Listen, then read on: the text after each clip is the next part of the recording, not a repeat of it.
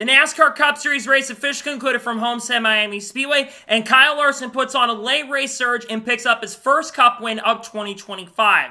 What's going on, guys? It's Daniel, and welcome back to our video. I just got done watching NASCAR Cup Series race from Homestead Miami Speedway, the Straight Talk Wilders 400. We had quite a bit to talk about from this race. Let's go and talk about it. So at the start of the race, you had Alex Bowman lead the field from the outside with Josh Berry on the inside, and Alex Bowman got a fantastic start and was able to clear for the race lead. Meanwhile, Ryan Blaney, he was charging his way up to the front. He would have the dominant car early in the race, and he put on a really good battle with Alex Bowman through the first 10 laps of the race. Eventually, though, on lap number 9, Ryan Blaney got a really good run at Alex Bowman, and he was able to pass for the race lead. And then Ryan Blaney just started checking out, and nearly by the time we got to green flag pit stops, was nearly 4 or 5 seconds ahead of the field. Green flag pit stops started happening first on lap 32, and William Byron, Austin Center, Joe Logano, Michael McDowell, Ross Chastain all came down pit road. Then the next lap, Chase Briscoe, Noah Gragson, Chris Buescher, Christopher Bell, Tyler Reddick, Ryan Preece, and Justin Haley came in. Then the next lap, Ryan Blaney, Alex Bowman, AJ Allmendinger, Bubba Wallace,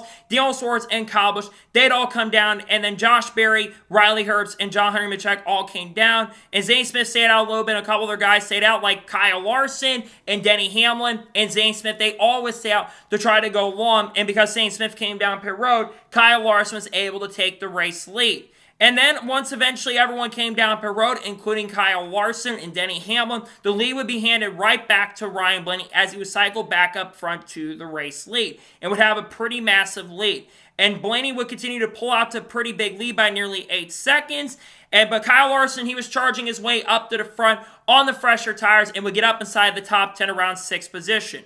And then everything would change with around 10 laps to go when Christopher Bell spun down the back front straightaway. Looked like he just got loose off of turn number 4. Was spun down into the infield, bringing out the first caution of the day. Bell had been struggling most of the race, and this would bunch everybody up. So then, all lead lap cars would then come down pit road with Ryan Blaney winning the race off pit road, followed by Alex Bowman and William Byron. And it looked like maybe there's some contact between a couple guys as well, like Josh Berry, Joey Logano, and Kyle Larson, I think, on that stop. So then on the restart, you had Ryan Blaney lead the field from the inside with Alex Bowman on the outside, and Noah Gragson had a terrible restart and spun the tires and would lose a ton of ground on the restart, and Ryan Blaney was able to clear Alex Bowman for the race lead. Kyle Larson did everything he could to try to get up to third, but he couldn't get by Chase Briscoe. Meanwhile, Alex Bowman was trying everything he could to get the run of Ryan Blaney coming down in the final couple laps. Bowman tried the inside, the outside, but it would not matter. And coming off the final corner, Ryan Blaney would end up winning stage number 1. And then all lead lap cars would then come down pit road with Alex Bowman winning the race off pit road, followed by Ryan Blaney and William Byron. Meanwhile, Josh Berry and Joe Logano would get into Kyle Larson coming off of pit road. They both end up spinning out and getting a ton of damage, and Kyle Larson would have a hole on the side of his car. They were going to bring Kyle Larson's car back down pit road, but they actually decided to stay out, and it would have benefited them throughout this race. I don't know what Josh Berry and Logano were thinking there, to be honest. They just gassed their cars up for whatever reason, and it took themselves out of contention to go into victory lane, which both of them were going to be contenders anyways, but just a bad move, and it would hurt Kyle Larson's chances. So then on the restart, you had Carson Nospar lead the field from the inside because he stayed out, and Alex Bowman on the outside, and Alex Bowman got a fantastic run and was able to clear for the race lead. But then 5 laps later, Ryan Blaney caught up to Alex Bowman, and he was able to take the race lead, with Denny Hamlin eventually getting by Alex Bowman for 2nd position. And then once again, green flag pit stops to start. Ross Chastain and Kyle Busch would come down pit road. Then the next lap, Chase Briscoe, Austin Dillon, Michael McDowell, Justin Haley all came down pit road. And then the next lap, Bowman, Byron, Walls, Hocevar, Reddick, Allmendinger, and Custer all would come down. And then the next lap, Ryan Blaney would come down pit road, same with Elliott, Gragson, and Gibbs. And Denny Hamlin and Kyle Larson once again would play the long game. The next lap, Austin Cindric, Ryan Preece, and Shane Van Gisbergen would all come down pit road.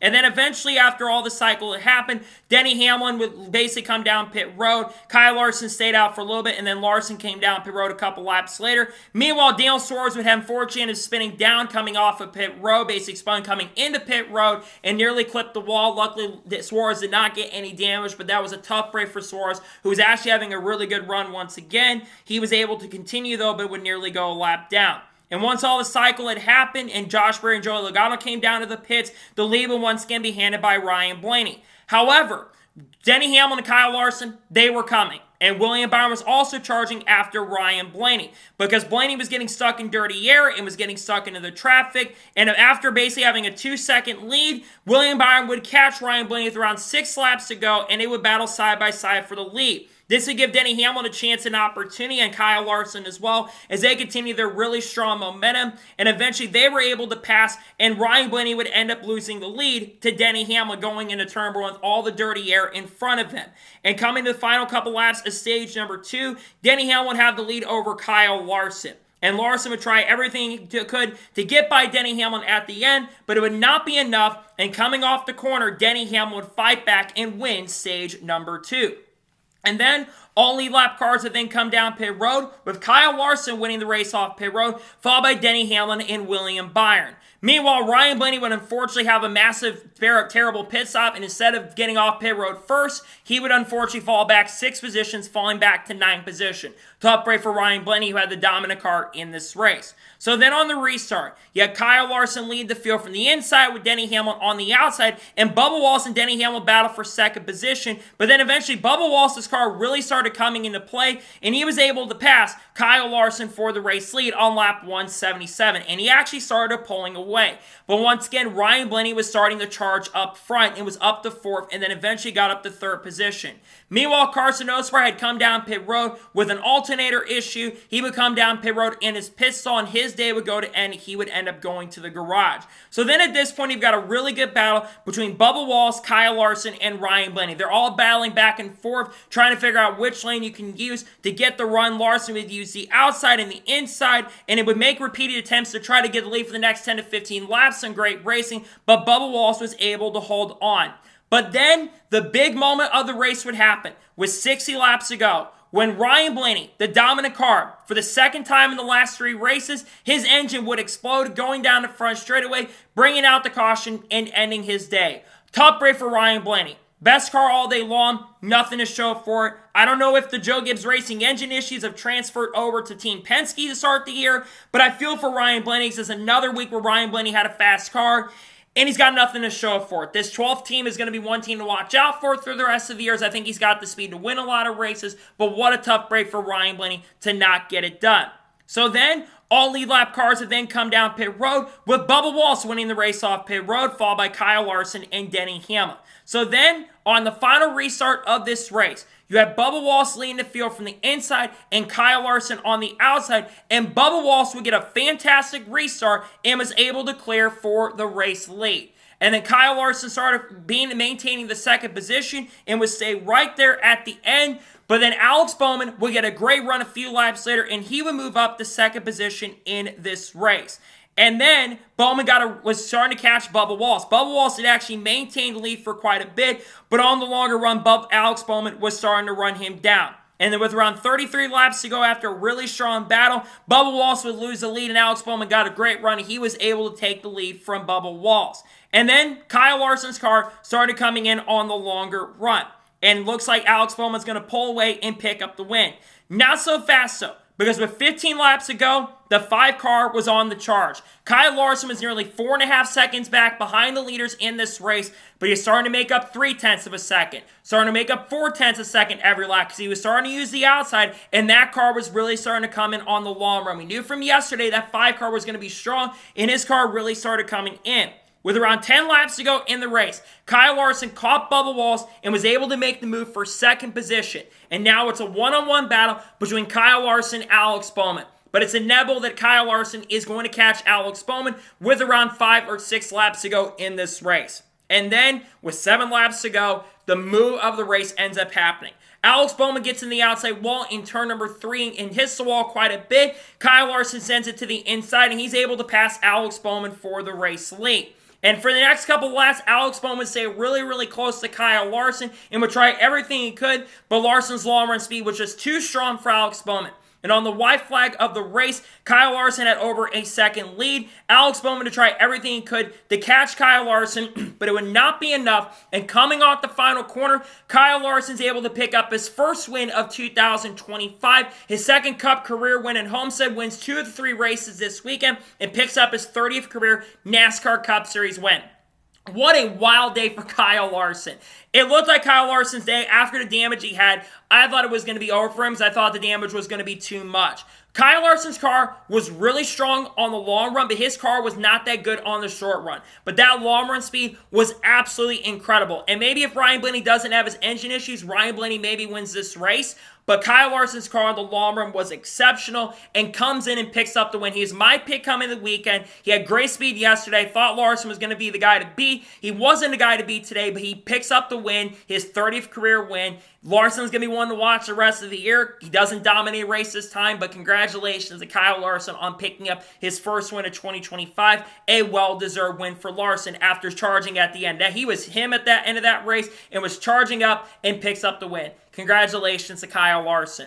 So now we're going to talk about the race results, and then we'll talk about the overall race as a whole. So Kyle Larson picks up the win. Alex Bowman finishes second. So close to picking up the win. Alex Bowman, though, is definitely back. He's been very consistent to start the year. He's had, I believe, 2 or 3 first top 5 of the season for Bowman, but his 5th top 10 of the year. I thought Bowman was going to get this win. I did not think Kyle Larson was going to catch him. Bowman had a fantastic run all day, ran top 5 all day long, comes home with a second place finish. Great run for Alex Bowman. Bubba Wallace finishes 3rd. Fantastic run for Bubba Wallace today. I think he led nearly 60 laps of this race, was up front all day long. He just didn't have the car at the end to maintain against Larson and Bowman at the end of the day, but I'm telling you, this 23 teams had a lot more speed to start 2025. I think Bubba will win a race for the end of the year. They've had a lot of bad luck to start the year, but today they capitalized on a great run for Bubba to finish inside the top 5 and 3rd. Chase Briscoe finishes 4th. Second top 5 of the year, Briscoe's first really strong run of the season. Briscoe really was getting better as day progressed. He came back last week with a decent finish, and today comes home with a really strong top 5. This is what we're kind of expecting from Briscoe.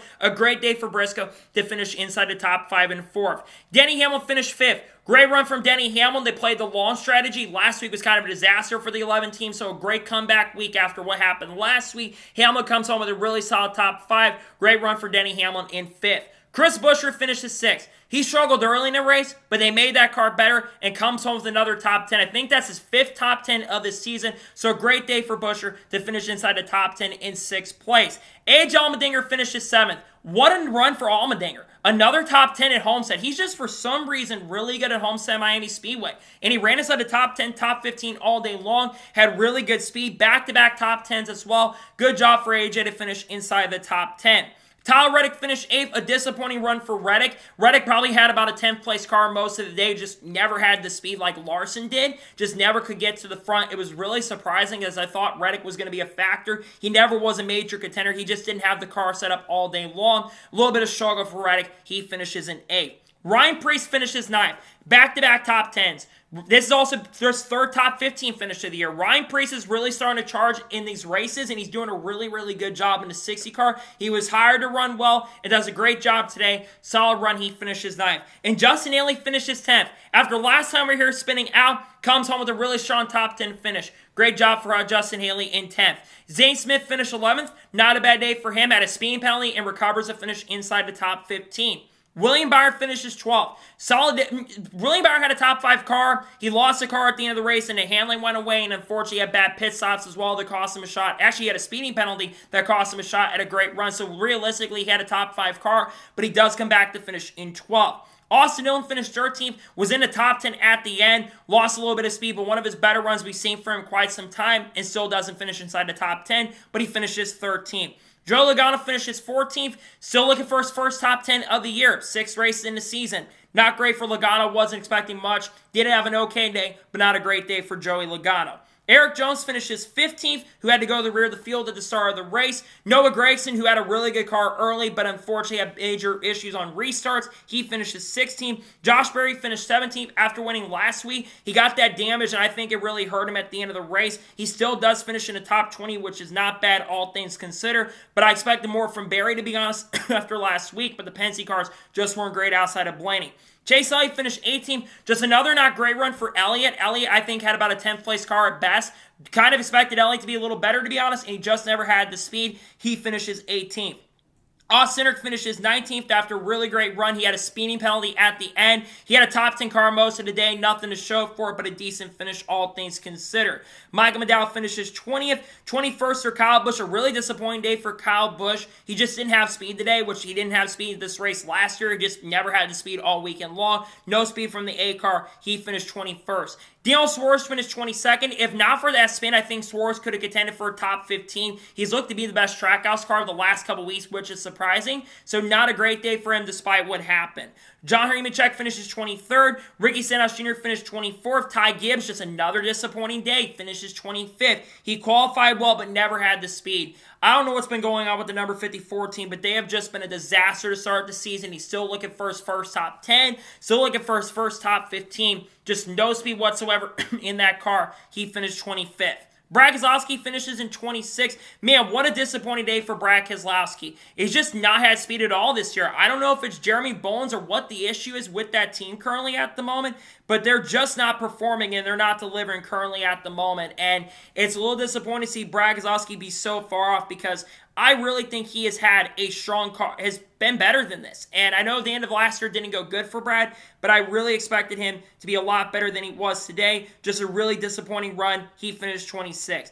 Ty Dillon finished 27th. Cole Custer finished 28th. Christopher Bell, just a bad day all around. He finished 29th. Todd Gillen finished 30th. Ross Chastain with a really disappointing day. He finished 31st. Shane Van Gisbergen finished 32nd. Showed decent speed at points on the long run, but just never had a great car all day. He finished 32nd. At least finished a race this time, so that's a positive. Riley Hurts finished 33rd. Cody Ware finished 34th. JJ Yeley finishes 35th. Ryan Blaney after dominating. I feel terrible for Blaney because Blaney had the fastest car. Nothing to show for it, and Carson Osvar finishes last in 37th. So now, let's talk about the overall race as a whole. I'll give my score and thoughts on today's race. This race is kind of a little bit of a slow burner. It kind of started off with Ryan Blaney dominating the race, but you had some really good racing happening throughout the field. It was definitely difficult to pass, but Homestead's a track that's been historically very difficult to pass. Even if you have fresh tires, which actually tires didn't matter in this race, and tire wear didn't matter.